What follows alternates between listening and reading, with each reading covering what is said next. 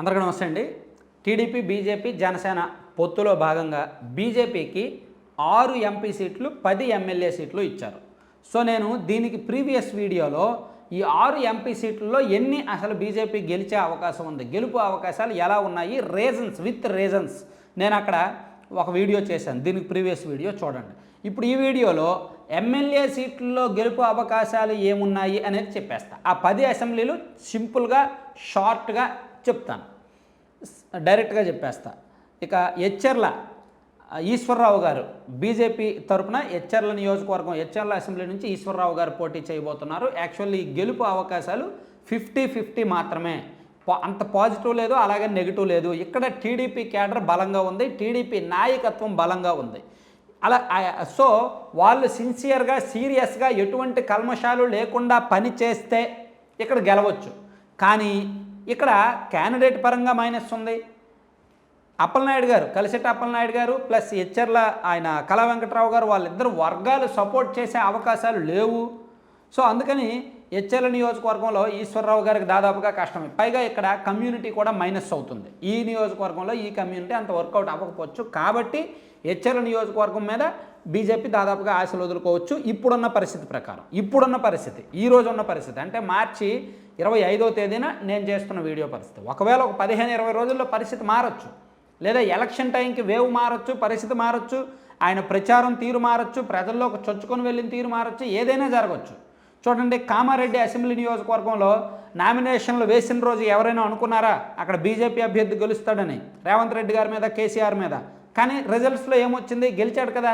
So అది results అంటే polling ఒక 3-4 రోజుల ముందు తెలుస్తుంది. అప్పుడు మనం పక్కా చెప్పొచ్చు. ప్రస్తుతానికి ఇప్పుడున్న లెక్క అయితే ఇప్పుడు చెప్తున్నా.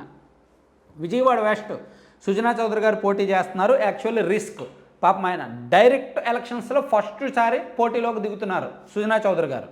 అది కూడా సేఫ్ సీటు, 100% గెలిచే సీట్లో దిగట్ల. విజయవాడ వెస్ట్ అంటేనే యాక్చువల్లీ అక్కడ వైఎస్ఆర్ కాంగ్రెస్ పార్టీకి బలమైన వ్యవస్థ ఉంది, ముస్లిం ఓట్ బ్యాంక్ ఉంది, ప్లస్ అక్కడ అంతా మాసివ్ ఓటింగ్ ఎక్కువ, సంక్షేమ పథకాల ప్రభావం ఎక్కువ, బిలో మిడిల్ క్లాస్ వర్కర్స్ ఎక్కువ. సో అటువంటి ప్రాంతంలో వైసీపీ పాలిటిక్స్ చాలా ఈజీగా చేయగలదు. అక్కడ సుజనా చౌదరి గారు పోటీలోకి దిగడమే ఒక ఆశ్చర్యకరం. సో అక్కడ బీజేపీ అయితే ముస్లిం ఓట్ బ్యాంక్తో పాటు అక్కడ బీసీ ఓటింగ్ ఉంది, ప్లస్ జైన్స్ ఉన్నారు. చూడండి, ఆ కాళేశ్వర మార్కెట్లో బిజినెస్ చేస్తుంటారు కదా, ఆ జైన్స్ కొంతమంది ఉన్నారు, సెటిల్డ్, ఇతర రాష్ట్రాల నుంచి వచ్చి సెటిల్ అయిన వాళ్ళు, బ్రాహ్మిన్స్ ఉన్నారు, ఆర్యవైశ్యాలు ఉన్నారు, వాళ్ళందరూ బీజేపీకి లింక్డ్ అనమాట. సో వీళ్ళు యాంటీ ముస్లిం అనే ఒక స్ట్రాటజీతో జాగ్రత్తగా రాజకీయం చేసుకుంటే సుజనా చౌదరి గారికి గెలుపు అవకాశాలు ఉంటాయి. వాళ్ళకు ఒక ప్లాన్ ఉందంటే అది వేరే విషయం. ఇక బద్వేలు నియోజకవర్గం విషయానికి వచ్చేసరికి పనతల సురేష్ గారు దాదాపుగా కష్టమే, ఈ సీటు మర్చిపోవచ్చు. అదోని నియోజకవర్గం పార్థసారథి గారు కష్టమే, ఈ సీటు కూడా మర్చిపోవచ్చు. పాడేరు నియోజకవర్గం ఉమామహేశ్వరరావు గారు కష్టమే, ఈ సీటు కూడా మర్చిపోవచ్చు. ఎందుకు కష్టం, ఎందుకు మర్చిపోవచ్చు అని అంటున్నానంటే అక్కడ టీడీపీ పోటీ చేస్తేనే కష్టం. ఇప్పుడు ఏది బద్వేలు కానీ పాడేరు కానీ టీడీపీ జనసేనలు పోటీ చేస్తేనే కష్టం.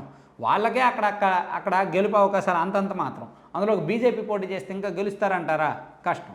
అందుకే అదోనిలో ఆల్రెడీ టీడీపీలో 2 వర్గాలు ఉన్నాయి. ఆ 2 వర్గాలకు కాదని ఈ సీట్ ఏమో బీజేపీకి ఇచ్చారు. సో ఇక్కడ కూడా ఓట్ల ట్రాన్స్ఫర్ కష్టమే.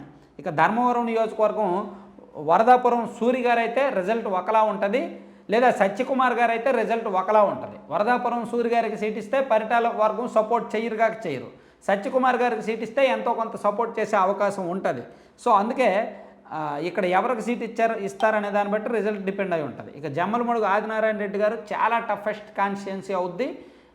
ఎన్నికల వేవ్ అంటే రాష్ట్ర వ్యాప్తంగా ఉన్న పొలిటికల్ వేవ్ ఈ సీట్ని డిసైడ్ చేస్తుంది. ఇప్పుడున్న లెక్క అయితే కష్టమే, ఆదినారాయణ రెడ్డి గారు దాదాపుగా కష్టమే. కైకులూరు కామినేని శ్రీనివాస్ గారు లేదా తపనా చౌదరి గారు ఎవరు పోటీ చేసినా ఈ సీటు ఈజీనే, గెలుపు అవకాశాలు బాగానే ఉన్నాయి. ఇక వైజాగ్ నార్త్ విష్ణుకుమార్ రాజు గారు, ఈ సీటు కూడా ఈజీనే, గెలుపు అవకాశాలు బాగానే ఉన్నాయి.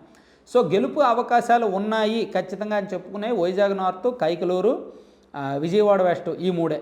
మిగిలినవి ఏమీ కూడా అంత పాజిటివ్గా లేవు అని మనం అయితే ఖచ్చితంగా చెప్పుకోవచ్చు. ఇది బీజేపీ ఎమ్మెల్యే సీట్లకు సంబంధించిన వ్యవహారం. Thank you.